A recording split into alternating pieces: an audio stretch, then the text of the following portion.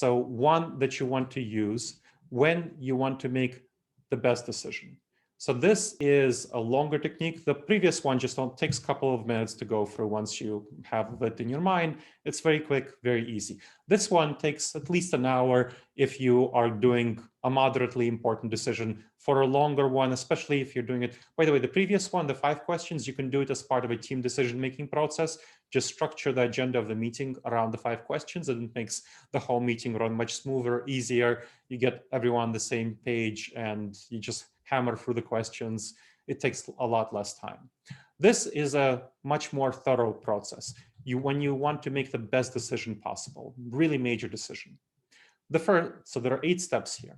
First, you want to identify the need for decision-making process. And lots of folks don't think about this as something that's important, but it's very often not noticed when there's no explicit problem, but you really need to address the decision. So for example, let's talk about insurance, right? How many companies got insurance with when they got business continuity insurance and thought that it was going to protect them against COVID? And of course, it doesn't protect you against COVID because it's essentially property casualty insurance if you read your contract carefully enough. But most business owners didn't. And right now, there's a lot of legal wrangling about this question. Most of them I don't think will win, but who knows? So this is an example where you really should have taken the time to be more thorough, know about what kind of insurance you're getting. Our gut instinct might make it get uncomfortable for us to accept the need for a tough decision. So let's say if you are a Buckeye, fellow Buckeye, it might be a little bit tougher for me to make an uncomfortable decision about whether we should still keep working together if you screw up too often. And I know that, and therefore I will judge other Buckeyes as a little bit less trustworthy than I intuitively feel. So this is usually about people. You want to recognize the need before it becomes an emergency. Then you want to gather information from diverse perspectives, especially for people with whom you disagree. So especially from people with whom different appearance, different tribes, you want to weigh that information more heavily because it helps you recognize your potential bias blind spots. So recognize that, weigh that information more heavily. They're not necessarily right, but you need to weigh that information more heavily to go against your biases. Then set specific and clear goals. You want a clear vision of the desired outcome. What's your future vision? Paint a clear vision of that and work backward from there. Particularly when you're trying to solve a problem, you think it's a one-time decision, but there's a root cause. So you want to look at underlying processes and issues. Then develop clear decision-making criteria. What criteria will you use to make your decision? And you'll want to use them to weigh your options. Don't look at the options first. Use the criteria. So let's say you're trying to hire someone, and that's a very important question to address unconscious bias in it. You want to develop criteria like salary, fit, diversity, experience in the field, their network, and then weigh each of these. So their salary demands, if you're doing very well and flush with cash, their salary demands might be less important. So you're going to put that on a 4. If you really have a strong focus on diversity, you might put that on a 9 or a 10. If you're really valuing their network, and that's really why you want to bring them into the position, then you want to put something like a 9 or 10 on that. So if for each of the criteria, make sure that you value them appropriately.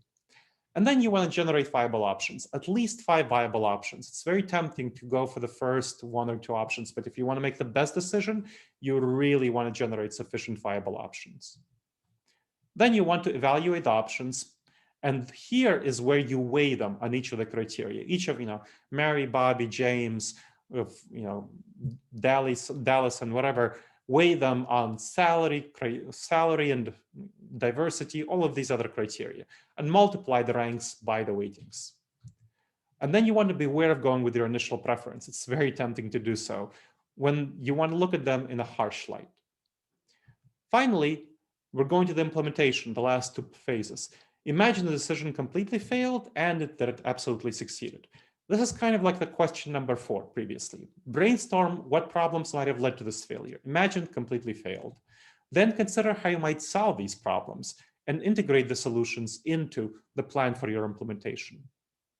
Next, imagine the decision absolutely succeeded. It's wonderful, completely succeeded.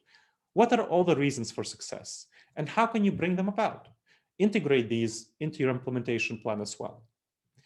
The next step is making sure that your implementation goes well. You want to create clear metrics for what it means to succeed, to achieve that vision that you painted in step 3.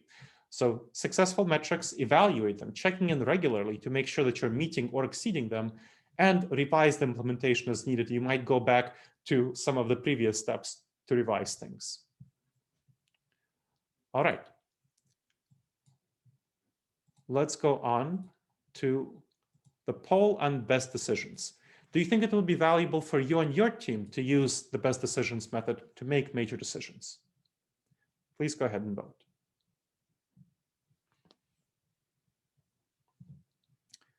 See, we have 60% of the people who voted. Let's give folks 5 more seconds.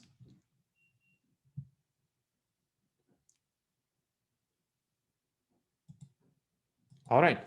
So we see for the vast majority of you, it would be valuable and helpful. Great. So share it with your team, start using it yourself and share it with your team. Make sure to use it to inform your efforts and your activities for major decisions, and integrate at least some of these techniques as you go forward. All right, then.